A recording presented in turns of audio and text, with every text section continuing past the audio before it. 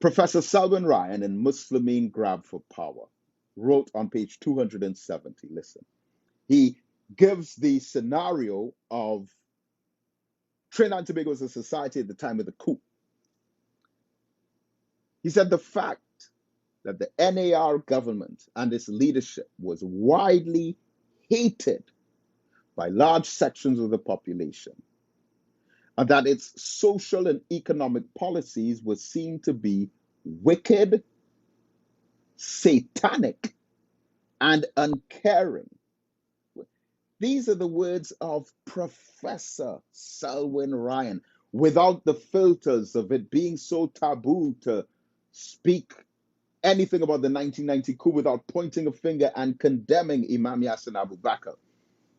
Professor Selwyn Ryan, one of this country's greatest scholars and sociologists, describes the economic policies of the NAR government at the time of the coup as wicked, satanic, and uncaring. Wow, what words would we use today? So Professor Selwyn Ryan is saying, look, by the fact that this is how the population saw the government, wicked, satanic, and uncaring, their policies.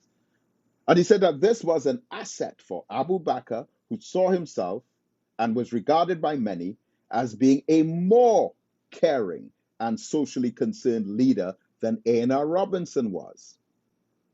There were this time also allegations of government ministers and senior police officers being business partners with drug lords. During the 1980s, according to the central bank per capita, gross national product, had fallen. They give some figures there. And the figure in 1990 was even lower. There were cutbacks in the public and private expenditure, aggravated by the plight of the poor. Other quotes, Steve Solomon, Secretary of St. Vincent de Paul Society, observed that 1,200 new poor families have been added to their list in 1989. The new poor were also flooding the offices of the Social Development and Family Services. Research conducted by senior economist Dr. Ralph Henry in 1989, 1 year before the coup, revealed that some 22% of the population were living below the poverty line. According to University of the West Indies senior economist Dennis Panton, he estimated that structural adjustment policies put in place between 1982 and 1990 led to an increase of 66,000 unemployed persons and 100,000 persons added to the poor category. Compensation of employees in central and local government bodies fell from $2.9 billion to $1.1 billion. The poor people were being strangled. The poor were being starved. New words like retrenchment and automation were being introduced. In terms of revenue, the estimated contribution by individuals grew from 23% in 1975 to 43% in 1990. Professor Selwyn Ryan continues now. A mayor of a southern town estimated that unemployment in his municipality among the youth was as high as 60%. Statistics on retrenchment published and presented by the Minister of Labor revealed that between 1986 and 1990, over 8,000 persons had been retrenched by private sector firms. In 1987 alone, 3,360 persons were retrenched by 131 firms. And in the midst of all of this, the government announces that they're going to establish this monument for Jean Miles.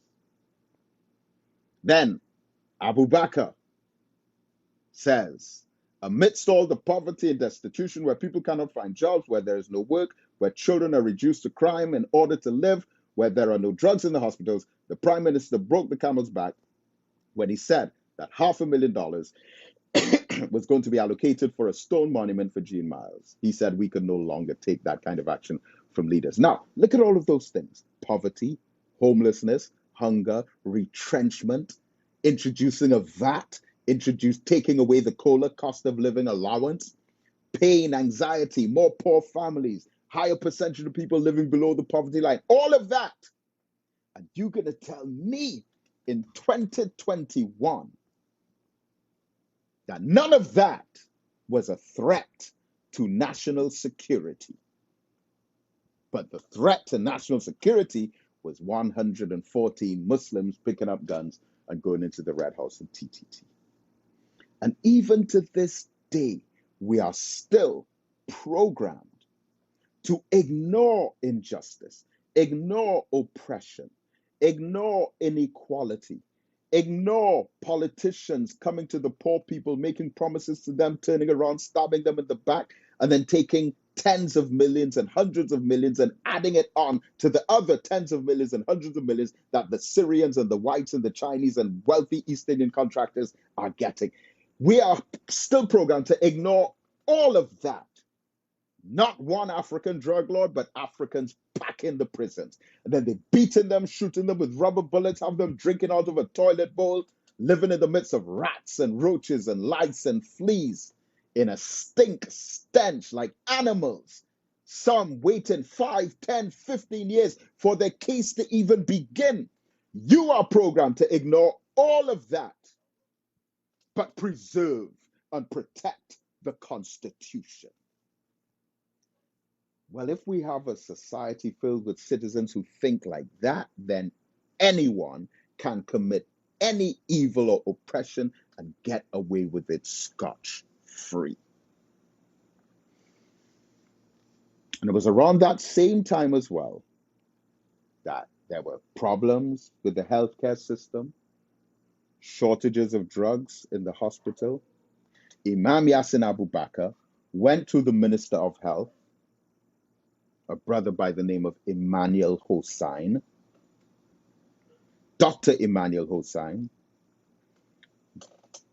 The Jamaat al-Muslimeen asked Dr. Emmanuel Hossain as Minister of Health, can you please give us a list of all of the drugs and medicines and medications that we do not have in our hospital that the people need? And could you please put them in order of priority of the ones that we need the most first?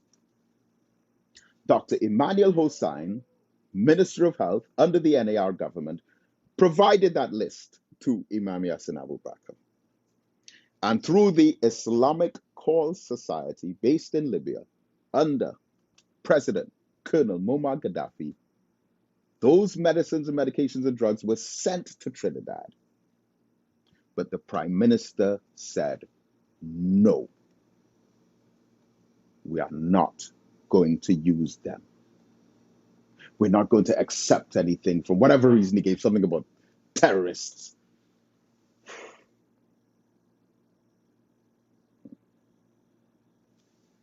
That's our country, people. That is our country. And I will continue this on another occasion. But in the meantime, again, everything that we discussed, we put in chapter 3 of Black Studies. Okay? And also in Knowledge is Power, we have a chapter on all the different revolutions and uprisings and rebellions in the Caribbean. But Black Studies goes into detail on the 1990 coup and basically all of that information that I would have given you there as a build-up. Go to the website, www.blackagendaproject.com.